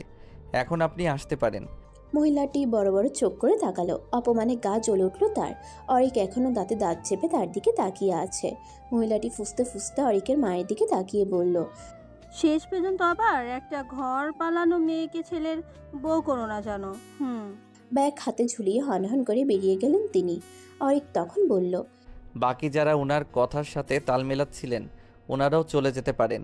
এখানে কোনো সার্কাস হচ্ছে না যে দাঁড়িয়ে দাঁড়িয়ে রং দেখবেন। কিছু মানুষ সত্যি সত্যি বেরিয়ে গেল। আর এখন কেবল অরিকের পরিবারের ঘনিষ্ঠ কিছু লোকজনই রয়েছে। অরিক তখন তার মায়ের কাছে গিয়ে কিছু বলতে যাবে তার আগেই তার ফোনটা বেজে ওঠে। তাকিয়ে দেখে নীরব কল করছে। কলটা কেটে দেয় সে, কিন্তু সঙ্গে সঙ্গেই আবার কল চলে আসে। অরিক এবার বিরক্ত হয়ে বাইরে গেল। তারপর তার কলটা রিসিভ করলো। সে কিছু বলার আগেই নীরব বলে উঠল, কিরে দোস্ত, কেমন ইঞ্চি করছিস? বউ ছাড়া বিয়ে? অরিক বুঝে উঠতে পারল না ঠিক, কপাল কুঁচকে বলল, মানে হলো তোর বউ তো নেই সেখানে, সে তো এখন আমার কাছে। হোয়াট? জোরে চেঁচিয়ে ওঠে অরিক। নীরব হাসতে হাসতে বলে, আরে দোস্ত, এবার বল কেমন দিলাম? শেষ পর্যন্ত বিয়েটা আটকাতে পারলাম তো। এবার বল, এই মেয়ের সাথে কী করা যায়? এই কদিন যা জ্বালিয়েছে না, ভাবছি আমার কাছে একটা মারাত্মক ড্রাগের ডোজ আছে, সেটাই পুশ করবো নাকি ওর শরীরে। আমি জানি ও সেটার রিয়াকশন সহ্য করতে পারবে না, হয় মরবে নয়তো আদমরা হয়ে বাকিটা জীবন কাটাতে হবে। ভালো হবে না বল? আমাদের আর তখন কোনো টেনশন থাকবে না। খবরদার নীরব, এসব কিছু করবি না তুই। আমার ব্যাপার আমি বুঝে নিতাম। তুই কোন সাহসে আমাকে কিছু না বলে ওকে কিডন্যাপ করলি? ওর গায়ে যেন এইটুকু আঁচড় না লাগে। কোথায় আছিস বল, আমি এক্ষুনি আসছি। নীরব হাসতে হাসতে বলে, বাহ, প্রেম তো চুইও চেয়ে পড়ছে দেখছি। শক্ত গলায় অরিক বলে ওঠে। বাজে কথা না বলে জলদি ঠিকানা দে। নীরব ঠিকানাটা দিতেই অরিক কাউকে কিছু না বলেই গাড়ি নিয়ে বেরিয়ে পড়ল। নীরবের দেওয়া ঠিকানায় পৌঁছে অরিক বেশ খানিকটা অবাক হলো। এই জায়গাটায় এর আগে কখনো আসেনি সে। মেইন শহর থেকে অনেকটাই ভেতরে। গাড়ি নিয়ে আসতেই অনেকটা সময় লেগেছে। চারপাশে আর তেমন কোনো বিল্ডিং দেখা যাচ্ছে না। রাস্তাঘাটও বেশ শুনশান। গাড়ি থেকে নেমেই অরিক নীরবকে কল করলো। কিরে, চলে এসেছিস? হ্যাঁ, কোথায় তুই? তুই যেখানে থেমেছিস সেখান থেকে ডানে একটা রাস্তা গিয়েছে দেখ। সে রাস্তা দিয়ে কিছুটা পথ আগলেই একটা পুরাতন ভাঙা বিল্ডিং দেখতে পারবি। আমি সেখানেই আছি, চলে আয়। ঠিক আছে রাখ, আমি আসছি। অরিক কলটা কেটে দিয়ে নীরবের বলা পথে চলতে লাগলো। ডানের রাস্তা ধরে বেশ কিছুটা হাঁটার পর সে সেই বিল্ডিংটা দেখতে পেল। ভেতরে ঢুকলো সে। ডানে বামে দুটো করে রুম, আর মাঝখান দিয়ে একটা সিঁড়ি উপরে উঠে গিয়েছে। অরিক এদিক সেদিক তাকিয়ে দেখলো কেউ নেই। সে এবার নীরবের নাম ধরে ডেকলো। নীরব, নীরব কোথায় তুই? নীরব বেরিয়ে এলো। ঠোঁটের কোণে লেগে আছে তার বিশ্বজয়ের হাসি। তাকে দেখা মাত্রই অরিক কপাল কুঁচকালো, বিচলিত হয়ে বলল, রাইমা কোথায়? নীরব বিদ্রুপের সুরে বলল, বাবা আর কি? বাবা অরিক, কী ব্যাপার বলতো? তুই তো দেখছি ওই মেয়ের জন্য দেওয়ানা হয়ে উঠছিস। দুদিন আগেও না তুই ওকে সহ্য করতে পারতি না, তাহলে হঠাৎ এত প্রেম? অরিক রেগে যায়, ধমকে উঠে বলে, দেখ নীরব, এমনিতেই মাথা গরম হয়ে আছে, আর রাগাস না আমাকে। রাইমা কই সেটা বল। আর তুই ওকে এখানে কেন নিয়ে এসেছিস? আমি বলেছি তোকে এমন কিছু করতে? অতিরিক্ত পণ্ডিতি না করলে হয় না, তাই না? নীরব হতাশ হয়ে বলল, যা বাবা, যার জন্য চুরি করে সেই বলে চোর। এজন্যই কারো ভালো করতে নেই। যাকগে, সেসব তোর হবু বউ ওই রুমে আছে, এখন ড্রাগ পুশ করে নি। তুই যখন এসে গেছিস তখন তুই কর। অরিক বাঁকা চোখে নীরবের দিকে তাকিয়ে বিরক্ত হয়ে ভেতরে চলে গেল। রুমে ঢুকেই চমকে গেল সে। রাইমাকে চেয়ারে বেঁধে রাখা হয়েছে। তার মাথা ঝুঁকে আছে নিচের দিকে। বড় বড় চুলগুলো সব মুখের সামনে পড়ে আছে, কোনোরূপ নড়াচড়া করছে না। তবে কি ওর জ্ঞান নেই? অরিক ছুটে গেল তার কাছে। দু হাত দিয়ে রাইমার মুখের সামনে থেকে চুলগুলো সরিয়ে মুখটা উপরে তুলল। চোখ বুজা, তার মানে সত্যিই জ্ঞান নেই ওর। অরিক রাগে নীরবের দিকে তাকিয়ে বলল, এই তুই কি করেছিস ওর সাথে? ওর জ্ঞান নেই কেন? আরে পুরো চেল। আনার সময় রুমাল চেপে সেন্সলেস করেছিলাম, তাই এখনও ওর জ্ঞান ফিরেনি। এতে করে ভালোই হয়েছে। জ্ঞান থাকলে কি আর ওকে এভাবে আটকে রাখা যেত? যে মেয়ে, বাবারে বাবা। অরিকের রাগটা যেন আরো বেড়ে গেল। সে জোরে চেঁচিয়ে উঠল, তোকে বলেছি আমি এত কিছু করতে? শালা, সবসময় অতিরিক্ত করিস। ওইদিকে ওর মা বাবার কি অবস্থা জানিস? এখন ওর জ্ঞান ফিরবে কখন কে জানে। অরিকের এহেন ব্যবহার নীরবের মোটেও ভালো লাগেনি। সে তো ভেবেছিল তার এই কাজে অরিক খুব খুশি হবে, কারণ সে তো চেয়েছিল বিয়েটা না করার জন্য। তাহলে এখন আবার এভাবে রিয়্যাক্ট করছে কেন? নীরব কিছুক্ষণ বিরক্ত হয়ে দাঁড়িয়ে রইল। তারপর সে তার পকেট থেকে একটা ইঞ্জেকশন বের করে অরিকের কাছে গিয়ে বলল, নে দোস্ত, এটা ওর শরীরে পুশ কর। মা এটা মরে গেলে শাস্তি, তোর আর আমার দুজনের বিপদ শেষ। বল শেষ হবে? এমনিতেই এক ঝামেলায় ফেসে গেছি, তুমি এখন আসছো আরেক ঝামেলা লাগাতে। এতদিন ছিলাম ধর্ষক, এখন আবার খুনি হব? শালা, যা ভাগ এখান থেকে। অরিক ক্রোধ নিয়ে কথাগুলো বলল। নীরব কিছুটা রাগী গলায় বলল, আরে তুই বুঝতে পারছিস না কেন? এই মেয়ে বেঁচে থাকলেও আমাদের মরতে হবে। তোর কি মনে হয় এই মেয়ে আমাদের ফাঁসিতে না ঝুলিয়ে ছাড়বে? জীবনেও ছাড়বে না। তাই সময় থাকতে মেয়েটার একটা ব্যবস্থা করে ফেল। আর তুই যদি না পারিস, শর্ত হবে, আমি ওকে ইঞ্জেকশনটা দিয়ে দিচ্ছি। নীরব এগিয়ে আসতেই অরিক তার থেকে টান মেরে ইঞ্জেকশনটা নিয়ে দূরে ছুঁড়ে মারে। নীরব এতে খুব রেগে যায়। কী করলি তুই এটা? তুই জানিস ওইটা একটা দাম কত? না, জানি না, আর জানতেও চাই না। আমি না করার পরে তুই কোন সাহসে ওকে ইঞ্জেকশন দিতে যাচ্ছিলি? আমি না করেছি মানে না। খবরদার আমার কথার উপরে যাবি তো। অরিকের কথায় নীরব এবার অনেক বেশি ক্ষেপে গেল। কড়া গলায় বলল, হ্যাঁ, সবসময় আমাকেই তোর কথা শুনে চলতে হবে, আর তুই জীবনেই আমার কথা শুনবি না। সেদিন আমি না করেছিলাম না, এই মেয়েটার সাথে এমন করিস না। সেদিনও তুই আমার কথা শুনিস নি, তোর যা মন চেয়েছে তুই তাই করেছিস। আর তোর ভুলে আজ আমিও ফেসে গেছি। এখন আমাকে তোর পাপের ভার নিতে হবে। কেন? সবসময় আমি কেন তোর কথা শুনবো? তুই তো আমার কথা কোনোদিন শুনিস না, তাই আমিও তোর কথা শুনবো না। এই মেয়ে এখান থেকে বেশি ফিরতে পারবে না, আমি তোর জন্য ফাঁসতে পারবো না, আমাকে মেরেই ছাড়বো। এই বলে নীরব এদিক ওদিক তাকিয়ে সামনে পড়ে থাকা একটা বিশাল ইটের টুকরা নিয়ে ছুটে এলো রাইমার মাথায় আঘাত করবে বলে। কিন্তু সে আঘাত করার আগেই অরিক তাকে ধরে ফেলে, হাত থেকে ইটটা নিয়ে ছুঁড়ে ফেলে দেয়। তার বুকটা হঠাৎ কেঁপে ওঠে, চিৎকার দিয়ে উঠে সে বলে, কি করছিলি তুই? পাগল হয়ে গিয়েছিস? কেন এসব করছিস? তোর সাথে কিছু হবে না, অন্যায় করেছি আমি, শাস্তি পেলে আমি পাবো। তুই কেন এত ভয় পাচ্ছিস? আমি তোর কিছু হতে দিব না। কিন্তু তাই বলে তুই এখন এইভাবে মেয়েটাকে মারতে চাইছিস? এই ইট দিয়ে আঘাত করলে কি হতো বুঝতে পারছিস? হ্যাঁ, বুঝতে পারছি, আর বুঝতে পারছি বলেই এমনটা করতে চেয়েছিলাম। কিন্তু তুই আমাকে কেন আটকাচ্ছিস? তুই কি ওকে ভালোবেসে ফেলেছিস নাকি? বল, আমি ইতিমধ্যেই মেয়ের প্রেমে পড়ে গেলি? তপ্ত কণ্ঠে কথাগুলো বলল নীরব। অরিক নিজেও বুঝতে পারছে না তার কী হয়েছে। কিছুক্ষণ আগেও যে মেয়েটাকে সে সহ্য করতে পারতো না, এখন সেই মেয়েটার জন্যই তার মায়া হচ্ছে। আর এটা কেন হচ্ছে সেটা সে বুঝতে পারছে না। অরিক জিভ দিয়ে তার শুকনো ঠোঁটছোড়া ভেজালো, তারপর নরম গলায় বলল, না, আমি ওর প্রেমে পড়িনি। কিছুক্ষণ আগে আমিও ওর খারাপ চেয়েছিলাম, কিন্তু বিশ্বাস কর, ওর নিখোঁজ হওয়ার খবরটা ওর মা বাবার কানে যাওয়ার পর থেকে ওনারা খুব ভেঙে পড়েছেন। ওনাদের অবস্থা দেখে আমার নিজেরই খুব মায়া লাগছিল। রাইমার আম্মু হাউমাউ করে কাঁদছিলেন। আশেপাশের মানুষগুলো যাই নয় তাই বলেছেন। এত কিছুর মাঝে থেকে আমার বারবার তখন মনে পড়ছিল, আজ যদি রাইমার জায়গায় নীরা থাকতো, তবে আমার আর মায়ের অবস্থাটাও ঠিক এরকম হতো। আমি জানি ও বেঁচে থাকলে আমারই ক্ষতি, কিন্তু মারা গেল ওর পুরো পরিবারে ক্ষতি। ওকে ছাড়া ওর পরিবার নিঃস্ব, যেমন আমরা আমাদের নীরাকে ছাড়া। তাই আমি এখন পারছি না রে, নিজের একটা ভুলকে ঢাকতে এখন আমি একসাথে এতগুলো প্রাণ নিতে পারবো না। প্লিজ দোস্ত, ছেড়ে দে মেয়েটাকে। আমি তোকে প্রমিস করছি তোর কিছু হবে না। আমি আমার ঘাড়ে সব দোষ তুলে নিব, আর রাইমাকেও আমি বোঝাবো। কিন্তু এখন আপাতত তুই একটু বোঝ প্লিজ। অনেক বোঝানোর পর নীরব বুঝল। মনের ভিতর বিশাল ক্রোধ নিয়ে এসে রাইমার বাঁধন খুলে দিল। মেয়েটার এখনও জ্ঞান ফেরেনি। আর কোনো উপায় অন্তর না দেখে অরিক তাকে কোলে তুলে নিল। তারপর আস্তে করে গাড়িতে গিয়ে বসালো। গাড়ির ভেতরে থাকা একটা পানির বোতল থেকে কিছুটা পানি নিয়ে তার চোখে মুখে পানির ঝাপটা দিল। তারপর সে গিয়ে বসলো ড্রাইভিং সিটে।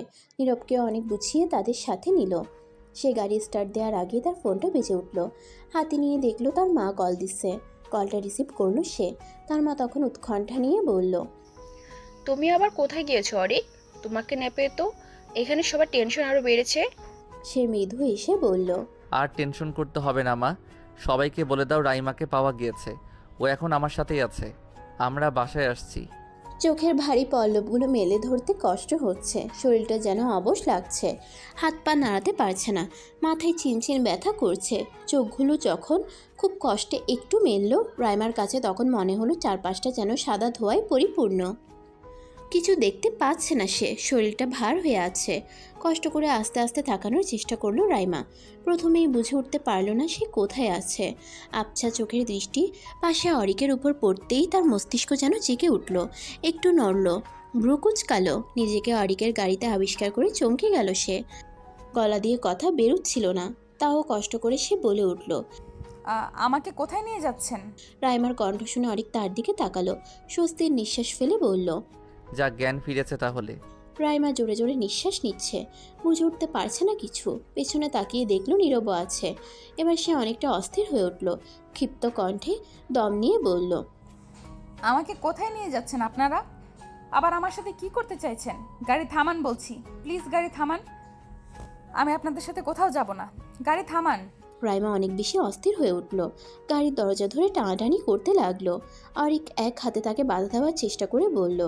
শান্ত হন রাইমা, আমরা আপনাকে নিয়ে আপনার বাসায় যাচ্ছি, অন্য কোথাও আমরা যাচ্ছি না। দেখুন এটা আপনার বাসার রাস্তা। রাইমার এবার খেয়াল করলো, হ্যাঁ এই রাস্তাটা পরিচিত তার। তাও সে ঠিক শান্ত হতে পারল না। নিজের হাত থেকে এক ঝটকায় অরিকের হাতটা সরিয়ে দিয়ে বিচলিত কণ্ঠে বলল। তার মানে এতক্ষণ আমি আপনাদের কাছে ছিলাম? কই, আমার তো কিছু মনে পড়ছে না। আমার তো মনে আছে আমি আমার বাগানে ছিলাম, হঠাৎ হঠাৎ তখন কেউ একজন পেছন থেকে আমার মুখে কিছু একটা চেপে ধরে, আর তারপরে আস্তে আস্তে আমার শরীর অবশ হয়ে যায়। তার মানে এসব আপনার কাজ? আমাকে অজ্ঞান করে আবার আপনারা আমার সাথে খারাপ কিছু করেছেন?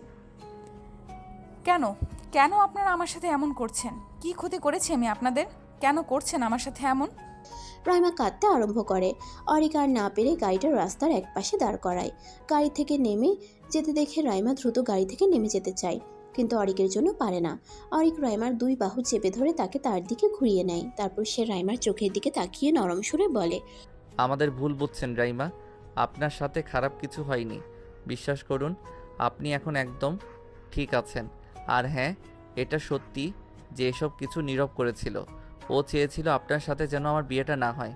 আমার বন্ধু তাই আমাকে বাঁচাতে এসব করেছে, কিন্তু আমার বোঝানোর পরও বুঝেছে ওর কোনো দোষ নেই রাইমা, যা দোষ সব আমার। আমি আপনাকে রেপ করেছি, আপনাকে মানসিক কষ্ট দিয়েছি, তার জন্য শাস্তি দিতে হলে আমাকে দিবেন, কিন্তু প্লিজ ওকে ক্ষমা করে দিন। আমার জন্য ও ফেসেছে। সেদিন ও আমাকে অনেক বাধা দিয়েছিল, কিন্তু আমি শুনিনি। সব দোষ আমার রাইমা, প্লিজ আপনি ওর উপর আমার ড্রাইভার চাপাবেন না, ও সত্যিই নির্দোষ। কথাগুলো বলতে গিয়ে গলা কাঁপছিল অরিকের। সে তখন রাইমাকে ছেড়ে দিয়ে তার সিটে হেলান দিয়ে বসে চোখ বুঝল। রাইমা নিষ্প্রভ তাকিয়ে রইল তার দিকে। পেছনে নীরব স্তব্ধ হয়ে বসে রইল। সে বুঝতে পারছে তার বন্ধু এখন তার ভুলের জন্য অনেক বেশি পস্তাচ্ছে, কিন্তু সময় থাকতে তো আর সে বুঝল না। পিনপত নীরবতা কাটিয়ে অরিকের নির্লিপ্ত কণ্ঠটা বেজে উঠল। সে ঘাড় কাত করে রাইমার দিকে তাকালো, ক্ষীণ সুরে বলল। আমি জানি না রাইমা আপনি আমাকে কেন বিয়ে করতে চাইছেন, তবে এইটুকু জানি এই বিয়েটা আর 5টা বিয়ের মতো স্বাভাবিক না। বিয়ের পরও হয়তো আপনি আমাকে ক্ষমা করতে পারবেন না, হয়তো স্বামী হিসেবে মেনেই নেবেন না কোনো দিন। আমার ভুলের জন্য আমি এখন ভীষণভাবে অনুতপ্ত। আমি জানি আপনি সেটা বিশ্বাস করবেন না। আজকে আমি আপনার মা বাবাকে দেখে উপলব্ধি করতে পেরেছি যে আমি কত বড় ভুল করেছি। ওই মানুষগুলো আপনাকে অনেক বেশি ভালোবাসে রাইমা। রাইমা এখন আমার মনে হচ্ছে আমার লাইফের সবথেকে খারাপ সময় আজকের দিনটা। আমি এতদিন আপনাকে সহ্য করতে পারতাম না, কিন্তু আজ আপনাকে না পেয়ে আমার নিজেরই খুব অস্থির লাগছিল। বারবার নিজেকে অপরাধী মনে হচ্ছিল। আমার জন্য আপনি কষ্ট পেয়েছেন, আপনার পুরো পরিবার কষ্ট পেয়েছে। আমি আমার অন্যায় স্বীকার করে নিচ্ছি। আপনি বলেছিলেন আমাকে এত সহজে পুলিশে দিবেন না, খুব কষ্ট দিবেন আমায়। আমি আপনার সেই কষ্ট মাথা পেতে নিতে রাজি আছি। আপনার যা ইচ্ছে আমার সাথে তাই করতে পারেন, যত শাস্তি দেওয়ার দিতে পারেন, আমার কোনো আপত্তি নেই। তবে শুধু একটাই চাওয়া, এসবের মধ্যে নীরবকে আনবেন না। আর বাড়িতে গিয়ে প্লিজ কাউকে বলবেন না যে নীরব আপনাকে কিডন্যাপ করেছিল। এটা আপনার কাছে আমার অনুরোধ, প্লিজ রাইমা। অরিকের চোখগুলো ছলছল করছে। রাইমা তার চোখের দিকে তাকিয়ে চোখ নামিয়ে ফেলল। সে কিছু বুঝতে পারছে না সে কি বলবে। কোনটা ন্যায় কোনটা অন্যায় সেটা এই মুহূর্তে তার মাথায় কাজ করছে না। কি করবে সে? ক্ষমা করে দিবে? ক্ষমা করা যায় এদের? যদি আবার একই কাজ করে বসে, যদি ভুলে যায় এসব, তখন তখন কি করবে সে? রাইমার প্রচণ্ড মাথা ব্যথা করে। সে জোরে জোরে নিঃশ্বাস নিয়ে সিটে হেলান দিয়ে বসে ক্লান্ত কণ্ঠে বলে। আমার খুব শরীর খারাপ লাগছে, আমাকে বাসায় নিয়ে চলুন প্লিজ। অরিক আর কিছু বলল না। গাড়ি স্টার্ট দিয়ে আবার তাদের গন্তব্যের পথে রওনা দিল। রাইমাকে ধরে আস্তে আস্তে বাসার ভেতরে নিয়ে গেল অরিক। তাকে দেখা মাত্রই বাড়ির সবাই ছুটে এলো তার কাছে। তার মা বাবা তাকে বুকে জড়িয়ে নিল। চোখে মুখে তার অনেক চুমু খেলো, যেন তারা আবার তাদের প্রাণ ফিরে পেয়েছেন। রাইমার মা এখনও কেঁদে চলেছে। রাইমা তাই তার মায়ের চোখ মুছিয়ে দিয়ে বলল। আমি তো এসে গেছি মা, তাহলে এখনো কেন কাঁদছো? তার কথায় তার মা কোনো জবাব দিলেন না। মেয়েকে কেবল বুকে জড়িয়ে ধরে রইলেন। পরিবেশ কিছুটা স্বাভাবিক হওয়ার পরই রাইমাকে সবাই প্রশ্ন করতে লাগলো, সে কোথায় ছিল, কেন বাইরে গিয়েছিল, আর অরিক তাকে কোথায় পেয়েছে, আরও কত কত প্রশ্ন। অরিকের মেজাজ বিগড়ে গেল সবার এত এত প্রশ্ন শুনে। সে রেগে গিয়ে বলল, ও কোনো ছেলের হাত ধরে পালায়নি যে আপনারা ওকে সব প্রশ্ন করবেন। ওকে কি? অরিক কথাটা শেষ করার আগেই রাইমা মাঝপথে বলে ওঠে, আমাকে কারা যেন কিডন্যাপ করেছিল বাবা, কিন্তু আমি তাদের কাউকে চিনি না। হয়তো কেউ এই বিয়েটা ভাঙতে চেয়েছিল, তাই সেই ব্যক্তি আমাকে কিডন্যাপ করার পর আবার অরিককে ফোন করে আমার নামে অনেক উল্টাপাল্টা কথা বলে, কিন্তু উনি এসব বিশ্বাস না করে উল্টো সেই নাম্বারের লোকেশন ট্র্যাক করে আমার কাজ অবধি পৌঁছে যান। তারপর উনি ওদের পুলিশের ভয় টয় দেখিয়ে আমাকে ওদের কাছ থেকে নিয়ে আসতে সফল হন। আমার তখনও জ্ঞান ছিল না। মাঝ রাস্তায় জ্ঞান ফেরার পর উনি আমাকে সব কিছু বলেন। এত সব মিথ্যে বলে রাইমা নিশ্চুপ হয়ে যায়। তার নিজেরই বিশ্বাস হচ্ছে না যে সে এক নাগাড়ে এত মিথ্যা বলে ফেলেছে, তাও আবার এই মানুষগুলোর জন্য। অরিক নীরব দুজনেই হতভম্ব হয়ে গেল রাইমার কথা শুনে। এদিকে সবাই আবার অনেক উত্তেজিত হয়ে পড়লো এসব কথা শুনে। রাইমার বাবা অরিককে জিজ্ঞেস করলো, বাবা ওই লোকটা কে ছিল? ও কেন আমার মেয়েকে কিডন্যাপ করেছে? কিছু বলেছে তোমাকে? অরিক ইতস্তত কণ্ঠে বলল, না আঙ্কেল, আসলে ওর সাথে এত কথা আমরা বলিনি। আমি আর নীরব গিয়েছিলাম, ছোটোখাটো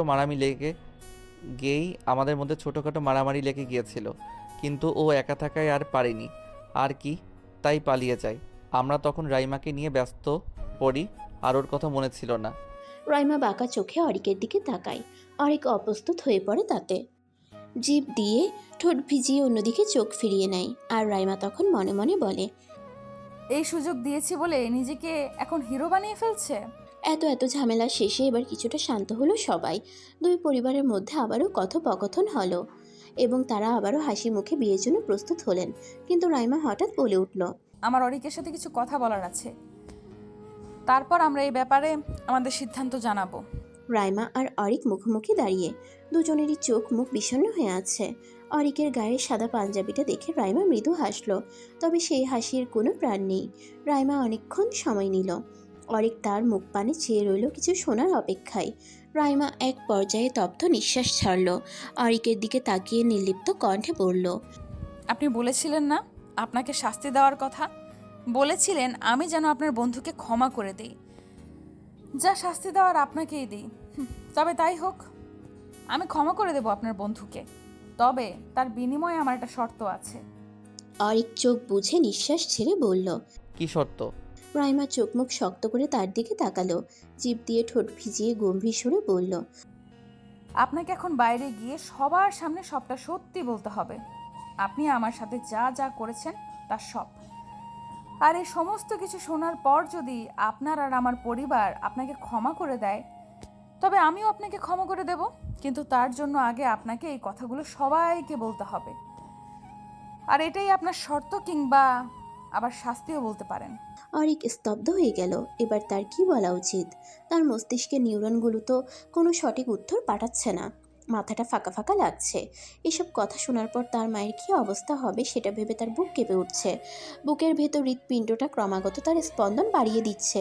ভয় হচ্ছে খুব, কিন্তু তাও সে মেনে নিল, নিজেকে মানিয়ে নিল, বুঝে নিল অন্যায় করলে শাস্তি পেতেই হবে। আর তারও শাস্তি পাওয়ার সময় চলে এসেছে। তাই সে ঠিক করলো বলে দিবে সবাইকে সবটা। সত্যিটা যতই তেতো হোক না কেন, সবাই ঠিকই বাধ্য হয়ে সেটা হজম করে নেয়। আর এই মানুষগুলোও সেটা পারবে, যে মানুষগুলো অধীর আগ্রহে বাইরে অপেক্ষা করে চলেছে তাদের মতামত শোনার জন্য। অনেক জোরে দম নিল, হাত দিয়ে কপালের চুলগুলো পেছনে ঠেলে দিয়ে বলল, ঠিক আছে, আমি সবাইকে সবটা বলবো। দুজনেই শক্ত মনে ড্রয়িং রুমে সকলের সামনে গিয়ে দাঁড়ালো। সবার উৎসুক দৃষ্টি তাদেরকে ঘিরে, যেন সবাই একটা হ্যাঁয়ের অপেক্ষায় মত্ত। অরিক নিজেকে শক্ত করলো, কিন্তু মায়ের মুখের দিকে তাকাতেই যেন তার বুকটা ফেটে যাচ্ছে। ইস, তখন যদি এই মুখটা একবার তার মনে ভেসে উঠত, তবে জীবনেও এই ঘৃণ্য কাজটা সে করতে পারতো না। অরিকের শরীর ঘামছে, বুকটা কাঁপছে। সে নিজেকে শান্ত করার চেষ্টা করে বলল, আমার সবাইকে কিছু বলার আছে। অরিকের মা জবাবে বললেন, হ্যাঁ বাবা, আমরা তো তখন থেকে অপেক্ষা করছি তোমাদের মতামত শোনার জন্য। কি সিদ্ধান্ত নিয়েছো বলো? সিদ্ধান্তের কথায় পরে আসছি মা, তার আগে আমার জন্য কিছু বলার আছে। সবাই বুঝতে পারছে না অরিক ঠিক কী বলতে চাইছে। রাইমার বাবা তখন বললেন, ঠিক আছে বাবা, বলো তুমি কি বলবে, আমরা শুনছি তোমার কথা। অরিক এবার একবার মায়ের দিকে তাকালো তো একবার রাইমার দিকে তাকালো। বুক ধরফর করছে তার, মাথার চুলগুলো ঘামে লেপ্টে আছে। অরিক চাপা দীর্ঘশ্বাস ফেলল, নিজেকে সর্বোচ্চ কঠিন করে বলল, মা, আমি অনেক বড় ভুল করে ফেলেছি। আমি জানি তুমি আমার সেই ভুলের কথা জানার পর আমাকে কখনোই ক্ষমা করতে পারবে না, তাও ক্ষমা চাচ্ছি। শুনেছি সন্তান হাজারটা ভুল করার পরও মা তাকে ক্ষমা করে দেয়, তাই ক্ষমা চেয়ে নিলাম। যদি পারো কোনোদিন আমায় ক্ষমা করে দিও। অরিকের মা হতভম্ব হয়ে তার ছেলের দিকে চেয়ে রইলেন। কি বলছে সে? তার মাথায় কিছুই ঢুকছে না, তাই রেগে গেলেন তিনি। ধমক দিয়ে বললেন, কি সব বলছো বলো তো? কি অন্যের কথা বলছো? আমি তো কিছুই বুঝতে পারছি না। বলছি মা, সবটা বলছি। মা, 1 মাস আগে এক রাতে আমি বলেছিলাম না আমি আজ রাতে নীরবের বাসায় থাকবো। সেই রাতে আমি নীরবের বাসায় না থেকে পার্টিতে চলে যাই। সেখানে অনেক মানুষ ছিল, আর আমাদের বয়সী ছেলেমেয়েরা সব তখন নাচ গান আর ড্রিঙ্কস করাতে ব্যস্ত ছিল। ওই সময় আমি ওইসব খেয়ে ফেলি, অনেকটাই খেয়ে ফেলি। আর তারপর আমার মাথা কাজ করা বন্ধ করে দেয়। সারা রাত উন্মাদের মতো নাচানাচি আর ড্রিঙ্কস করার পর ভোরের দিকে আমরা সেখান থেকে বের হই। আর তখন সেই রাস্তায় রাইমাও ছিল, হয়তো সেই পথেই কোথাও যাচ্ছিল। নেশাগ্রস্ত থাকায় তখন একা রাস্তায় একটা মেয়েকে দেখে আমি টিচ করে বসি। আর রাইমা তখন রেগে যায়, আর রেগে গিয়ে সে আমাকে চড় মেরে বসে। সেই চড়টাই আমার মস্তিষ্ককে পুরোপুরি বিগড়ে দেয়। আর তখন আমি রাগের বশে ওকে আমি রেপ করে বসি।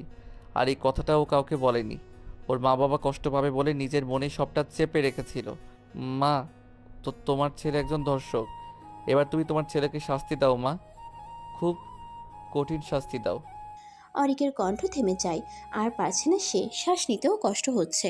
তার গালের উপর উষ্ণ কিছুর স্পর্শ পেতেই সে অনুভব করে সে কাঁদছে। পুরো বাড়ি জুড়ে পিনপত নীরবতা কাজ করছে। প্রত্যেকটা মানুষ যেন নিষ্প্রাণ হয়ে দাঁড়িয়ে আছে কেবল। রাইমা তখন তার মা বাবার কাছে গিয়ে দাঁড়ায়, ভেজা গলায় বলে ওঠে, মা বাবা, তোমরা আমাকে ক্ষমা করো। সেদিন পারিনি আমি তোমাদের কিছু বলতে। মনে হচ্ছিল তোমরা সহ্য করতে পারবে না, কিন্তু কতদিন আর লুকিয়ে রাখতাম বলো? আর যে পারছিলাম না, তাই আজ ওনাকে দিয়েই ওনার অন্যায়টা সবার মাঝে আনি। সেদিনের রাতটা আমার জীবনের সবচেয়ে ভয়ানক রাত ছিল। আগের দিন ভার্সিটি বন্ধ দেওয়ায় ভেবেছিলাম কাউকে কিছু না জানিয়ে চলে এসে সবাইকে সারপ্রাইজ দিব, তাই রাতের ট্রেনেই বেরিয়ে যাই। আর পৌঁছাতে পৌঁছাতে রাতের শেষ প্রহর এসে পড়ে। চারদিকে যখন নতুন একদিনের সূচনা ঘটছিল, অন্ধকারের পর যখন আবারও পৃথিবী নতুন আলোতে সাজতে প্রস্তুতি নিচ্ছিল, ঠিক সে সময় আমার জীবনের আলোটা নিভে যায়, আমার জীবনটা অন্ধকারে ঢেকে যায়। আমি কখনো ভাবিও নি মা বাবাকে সারপ্রাইজ দিতে এসে আমার জীবনের এত বড় সারপ্রাইজ ঘটে যাবে। আমি ওই রাতটা কখনো ভুলতে পারবো না। তবে আমি তোমাদের জন্য জীবনের এই কালো অধ্যায়টাকে সাথে নিয়েই এগিয়ে যেতে পারবো। এবার তোমরাই সিদ্ধান্ত নাও আমার এখন কি করা উচিত। নিস্তব্ধতার বুক ছিঁড়ে রাইমার মায়ের গগন বিদারী কান্নার শব্দ শোনা গেল। সেই কান্নার তীক্ষ্ণ সুর সকলের হৃদয়কে যেন খান খান করে দিচ্ছে। রাইমা এবার তার মাকে আর আটকালো না, মায়ের সাথে সেও চিৎকার করে কাঁদতে লাগলো। এই মুহূর্তটার অপেক্ষায় যে ছিল সে। কবে সে একটু মন খুলে কাঁদতে পারবে, কবে তার মায়ের বুকে মাথা রেখে তার কষ্ট লাঘব করতে পারবে। এবার শান্তি পাচ্ছে সে, ভীষণ শান্তি। রাইমার পরিবারের সবার চোখ থেকে সমান তালে জল পড়ছে। তারা যেন এখনো বিশ্বাস করতে পারছে না কিছু, এত কিছু হয়ে গেল এই মেয়েটার সাথে, অথচ তারা কেউ কিছুই বুঝলো না। নিজেদের বোকামিতে নিজেরাই এখন মাথা চাপড়াচ্ছে। রাইমার মামা চাচারা রেগে গিয়ে অরিককে মারতে পর্যন্ত গিয়েছিলেন, কিন্তু রাইমা বাধা দেওয়ায় আর পারেননি। অরিক এখনো স্তব্ধ হয়ে দাঁড়িয়ে আছে। ওইদিকে লিমা সোভান কাপা কাপা হাতে তার ফোনটা হাতে নিলেন। তারপর কার একটা নাম্বারে কল করে বললেন, আমার ছেলে একজন ধর্ষক, আপনারা এসে তাকে গ্রেপ্তার করুন। আমি আমার ছেলের সই জায়গায় আছি, আপনারা প্লিজ চলে আসুন। সবার আর বুঝতে বাকি ছিল না তিনি কাকে কল দিয়েছেন। সকলেই এবার শান্ত হয়। অরিকের মা বোন নীরব হয়ে বসে আছে। তারা আজ থেকে এক ধর্ষকের মা আর বোন। কথাটা ভাবতেই কলিজা কেঁপে উঠল তাদের। তাও একটা টু শব্দ করলো না কেউ। অরিক এক পলক মায়ের দিকে তাকিয়ে আবার চোখ নামিয়ে ফেলল। তার মনে হলো সে আর তার এই মুখ কোনোদিন মাকে দেখাতে পারবে না। পুলিশ এলো, তদন্ত করলো অনেক। অরিক আবারও তার শব্দ স্বীকার করলো। মায়ের সামনে তার ছেলেকে গ্রেফতার করে নিয়ে যাওয়া হলো। ছেলের বিয়েতে এসেছিল এক বুক আনন্দ নিয়ে, সেই আনন্দ এখন বিষাদে পরিণত হলো। তিনি এখন বাড়ি ফিরে যাবেন, তবে শূন্য বুকে। একজন ধর্ষকের তো এটাই প্রাপ্য। যাওয়ার আগে রাইমার পরিবারের প্রত্যেকটা মানুষের কাছে তিনি ক্ষমা চেয়েছেন, আর তারাও তাকে ক্ষমা করে দিয়েছেন।